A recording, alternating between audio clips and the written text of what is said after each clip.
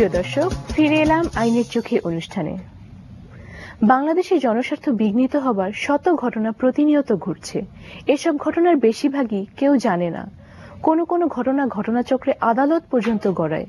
জনগণের মৌলিক মানবাধিকারের পরিপন্থী যে কোনো ঘটনায় জনস্বার্থের উপর আঘাত। এর জন্য যে কোনো নাগরিক আইনের আশ্রয় নিতে পারেন। এটি ঢাকার সোয়ারীঘাটের চিত্র। নিকোষ কালো পানির বুড়িগঙ্গার এই ঘাট দিয়ে প্রতিদিন হাজারো যাত্রী পার হয় দুর্গন্ধ সয়ে। গোসল সহ নিত্য কাজও সারেন অনেকে। ওদিকে তুরাগের পানি পরিণত হয়েছে কালো আর হালকা নীলে। আর বংশী নদীর বাসিন্দারা ভুগছেন গাছপালা মরে যাওয়া সহ নানান সমস্যায়। গন্ধ, অনেক দুর্গন্ধ। নদীর পানি অনেক নষ্ট হয়ে গেছে, গন্ধ। আমরা যা আশা করা শুন গাছের পাতা পর্যন্ত মরে যাচ্ছে, গাছের ফল ধরতেছে না, বুঝছেন? এই দুর্গন্ধে থাকা যায় না। এই বংশাই নদীর পানি এমন খারাপ হয়ে গেছে। বিশেষজ্ঞরা বলছেন এসবের কারণ নদীতে দ্রবীভূত অক্সিজেনের পরিমাণ কমে যাওয়া। চলতি বছরের জানুয়ারি থেকে মার্চ মাস পর্যন্ত নদীতে দ্রবীভূত অক্সিজেনের পরিমাণের মাত্রার উপর পরিবেশ অধিদপ্তরের চালানো গবেষণায় দেখা যায় বুড়িগঙ্গা, তুরাগ এবং বংশী নদীতে প্রতি লিটারে দ্রবীভূত অক্সিজেনের পরিমাণ কমে দাঁড়িয়েছে 0.38, 0.59 এবং 0.0 মিলিগ্রাম। অক্সিজেন কমতে কমতে যখন একেবারে 4-5-এর দিকে চলে যায় তখন আমরা বলি যে নদীটা দূষিত হয়ে যাচ্ছে আর কি। আর যখন একেবারেই কমে যায়, 4-এর নিচে চলে যায়, তখন আর আমরা ওই নদীর পানি ব্যবহারযোগ্য থাকে না, বা ওই নদীর পানি স্বাভাবিকভাবে ব্যবহারযোগ্য, সাধারণভাবে ব্যবহারযোগ্য থাকে না, এবং সেখানে মাছ কিংবা অন্যান্য প্রাণীও বাঁচতে পারে না আর কি। কোনো কোনো বছর বুড়িগঙ্গাতে আমরা এই ডিজলভ অক্সিজেনের পরিমাণ প্রায় 0 লেভেলে চলে আসে। অর্থাৎ এখানে যে স্বাভাবিক মাছ, জলজ প্রাণী, গাছ, উদ্ভিদ ইত্যাদি কিছুই টিকে থাকতে পারছে না। অর্থাৎ দূষণের মাত্রাটা এমন পর্যায়ে পৌঁছেছে, এটাকে আর বোধহয় নদী না বললে নর্দমা বলাটাই ভালো। ঢাকার নদীগুলোকে বাঁচাতে বেশ কিছু করণীয় এখনই বাস্তবায়নের সুপারিশ করেছেন এই দুই বিশেষজ্ঞ। ঢাকা শহরের চারপাশের নদীর দূষণকে মুক্ত করতে হবে। এই নদীগুলোকে দূষণ থেকে মুক্ত করে, আপনি শীতলক্ষ্যা নদীকে যদি আপনি দূষণ থেকে মুক্ত করতে পারেন, তাহলে শুধুমাত্র শীতলক্ষ্যা নদী থেকে ঢাকা শহরের পানির যে চাহিদা তার অর্ধেক পূরণ করা সম্ভব। যে কোনো ইন্ডাস্ট্রি তার এফ্লুয়েন্ট ডিসচার্জ করতে পারবে না যদি না ইটিপির মাধ্যমে সেটা পরিশোধন করে। এর জন্য 1995 আইন, অর্থাৎ কি করতে হবে সেটা বলা আছে।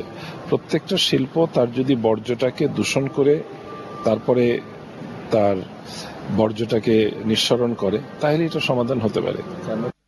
সেই সাথে ঢাকার ট্যানারিগুলোকে দ্রুত নির্ধারিত স্থানে স্থানান্তরের দাবিও করেন তারা। এই ধরনের অপরাধ বন্ধ করার জন্য আমরা কি করতে পারি?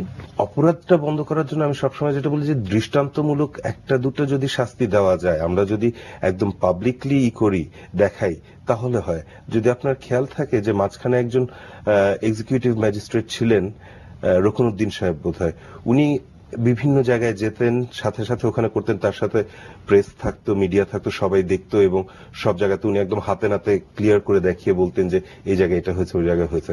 ওই সময়টাতে কিন্তু যথেষ্ট কমে এসেছিল এই সবকিছু। কিন্তু তারপরে আবার যেটা হয়েছে যে আমরা সবাই আছে, ঠিক আছে, হয়েই তো গিয়েছে, আর কি হবে, আমরাও ঢিল দিয়ে দিয়েছি, কেউই এটাতে আর নজর দিচ্ছে না, আবার হয়তো জিনিসটা বেড়ে যাচ্ছে। এখানে যে শুধুমাত্র শাস্তি দিলে হবে তা না, এখানে জনগণের মধ্যে অ্যাওয়ারনেসটাও আনতে হবে। অবশ্যই এখানে খুব বড় একটা রোল প্লে করতে পারে মিডিয়া। তারা যদি রেগুলার একটা দেখায় যে এই জায়গাতে এটা হচ্ছে, ওই জায়গায় হচ্ছে, এবং একটা ভালো জিনিস যদি আপনারা দেখে থাকেন সেটা হচ্ছে কিন্তু যে ওই সময়টার পরে এখন বিভিন্ন ঢাকা শহরে বা বিভিন্ন জায়গায় হয়েছে, মার্কেট হয়েছে ফরমালিন মুক্ত মার্কেট, যে এখানে ফরমালিন ছাড়া মাছ পাওয়া যাবে, সবাই নিশ্চিন্তে যে কিনতে পারছেন ভাই। এই অ্যাওয়ারনেসটা ক্রিয়েট হয়েছে। এখন এটাকে আরেকটু আগিয়ে নিলে আমার মনে হয় we will be in a much better shape than what ever it is now. আচ্ছা, যখন এই ধরনের শুধু তো ফলমূলে যে ফরমালিন মিলানো হচ্ছে তা না, বিভিন্ন কোম্পানির খাদ্য ভেজাল মেশানো হচ্ছে, এর জন্য কি যারা ব্যবসা করছে শুধু তারাই দায়ী থাকবে নাকি অন্য কোনো অথরিটি আছে? এখানে ইন্টারেস্টিং জিনিস যেটা, এটার জন্য তো আপনার মনে করেন বিএসটিআই তো রয়েছে, তারা যখন টেস্ট করে দিচ্ছে, এখন বিএসটিআই এর পক্ষে তো প্রত্যেকটা প্রোডাক্ট প্রতিটা মুহূর্ত করা সম্ভব না। স্যাম্পল আসবে তাদের কাছে, সেটা দেখে তারা দেবে। বাট মানে এইখানে কিন্তু আমরা সবসময় একটা যেটা ভুল জিনিস করি সেটা হচ্ছে যে আমরা যারা বিক্রি করছেন, মানে একদম লাস্ট লেভেলের যারা আছেন তাদেরকে আমরা দায়ী করছি। আমাদের কিন্তু একটু আরেকটু ব্যাকট্র্যাক করে যাওয়া উচিত, কারণ এই আইনের মধ্যে পিওর ফুড অর্ডিন্যান্সে বলাই আছে যে যিনি বিক্রি করছেন বা সরবরাহ করছেন তিনি না, এর সাথে যারা ম্যানুফ্যাকচারার, যারা তৈরি করছেন তারাও ইকুয়াল ভাবে দেয়।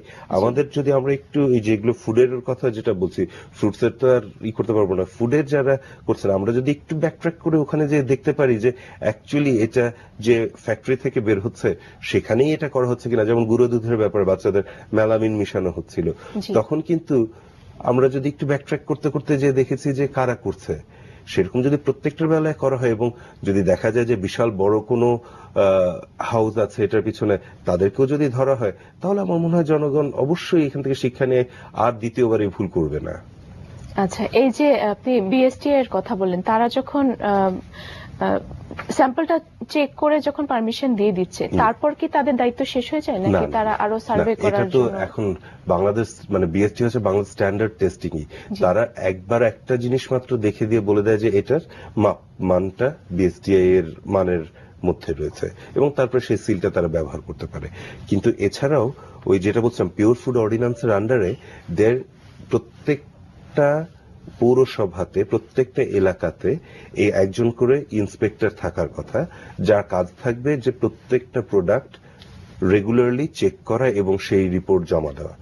এবং আরো মজার জিনিস যে ওই অ্যাক্টের আন্ডারে একটা বিশুদ্ধ খাদ্য আদালত নামে একটা আদালত তৈরি করারও কথা আছে, কিন্তু এগুলো আসলে কখনোই আমাদের এখানে ঠিক মতন ফলো আপ করছে না। বিএসটিআই এর কাজটা হচ্ছে যে যখন ম্যানুফ্যাকচার হয়েছে সেই ম্যানুফ্যাকচার্ড প্রোডাক্টটা whether it meets their standard or not, but each and এভরিটা করাটা বিএসটি এর দায়িত্ব পড়বে না, ওটা কিন্তু আবার চলে আসবে হচ্ছে পৌরসভার আন্ডারে বা মিউনিসিপ্যালিটির আন্ডারে, তাদের আন্ডারে। রমজানের সময় দেখি যে রাস্তার উপরে ইফতারি নিয়ে বিক্রি করছে, এটা কতটা হাইজিনিক বা এটা কি করা অ্যালাউড? আসলে হাইজিনিকের প্রশ্নটা তো আসলে আমরা লয়াররা বলতে পারবো না।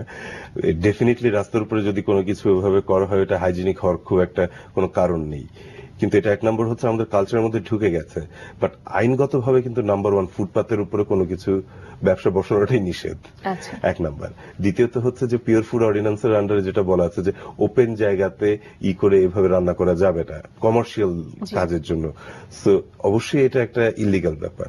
কিন্তু এখানে আরো একটা যেটা জিনিস একটু কিছুক্ষণ আগে যে বিষয়ে কথা বলছিলাম সেটার সাথে বলি যে এই ব্যাপারে প্রতি বছরই কিন্তু দেখা যায় যে মোবাইল কোর্ট বের হচ্ছে।